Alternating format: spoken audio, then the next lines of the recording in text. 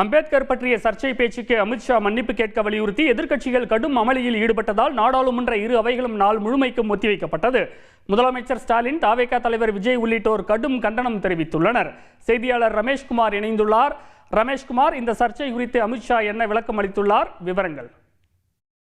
மாநிலங்களவையில் நேற்று உரையாற்றிய உள்துறை அமைச்சர் அமித்ஷா, எதற்கெடுத்தாலும் அம்பேத்கர் அம்பேத்கர் என கூறுவது தற்போது ஃபேஷன் ஆகிவிட்டது. இத்தனை முறை கடவுளின் பெயரை குறிப்பிட்டால் 7 ஜென்மங்களுக்கு சொர்க்கம் கிடைக்கும் என பேசியிருந்தார். இந்த கருத்து சர்ச்சையானதை தொடர்ந்து அமித்ஷாவின் பேச்சுக்கு எதிர்க்கட்சிகள் கண்டனம் தெரிவித்துள்ளனர். அம்பேத்கர் குறித்த உள்துறை அமைச்சர் அமித்ஷாவின் கருத்துக்கு கண்டனம் தெரிவித்து நாடாளுமன்ற வளாகத்தில் இந்தியா கூட்டணி கட்சிகள் முழக்கங்களை எழுப்பி ஆர்ப்பாட்டம் நடத்தினர்.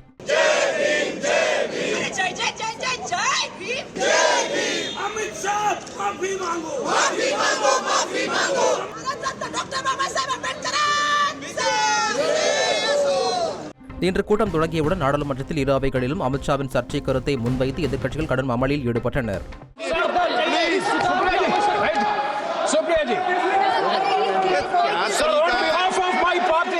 தொடர்ந்து செய்தியாளர்களை சந்தித்த எதிர்க்கட்சித் தலைவர் ராகுல் காந்தி, அம்பேத்கர் மற்றும் அவருடைய சித்தாந்தங்களை அழிப்பதுதான் மத்திய அரசின் முழுநேர வேலை என விமர்சித்தார். அமித்ஷாவின் பேச்சு அரசியல் அமைப்புக்கு எதிரானது. அவர்கள் அம்பேத்கர் மற்றும் அவரது சித்தாந்தத்திற்கு எதிரானவர்கள். அரசியல் சாசனத்தையும் அம்பேத்கர் செய்த பணியையும் முடிப்பதே அவர்களின் ஒரே வேலை.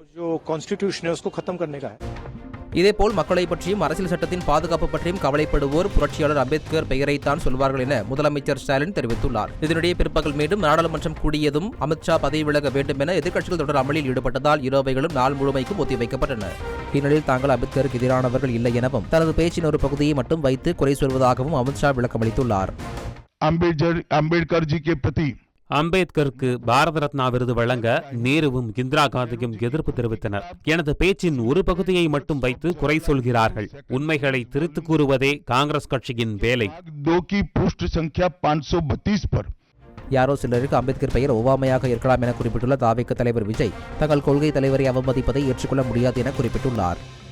அம்பேத்கருக்கு காங்கிரஸ் கட்சி பல பாவங்களை செய்திருப்பதாக குற்றம் சாட்டிய பிரதமர், அவருக்கு பாரத ரத்னா விருது மறுக்கப்பட்ட உண்மை மக்களுக்கு நன்கு தெரியும் என குறிப்பிட்டார். மேலும் அம்பேத்கரை அவமதித்த காங்கிரஸ் கட்சியின் இருண்ட வரலாற்றை நாடாளுமன்றத்தில் அமித்ஷா அம்பலப்படுத்தியதாலேயே தற்போது எதிர்க்கட்சிகள் நாடகமாடுவதாகவும் பிரதமர் மோடி விமர்சனங்களை முன்வைத்துள்ளார். ரஞ்சித்.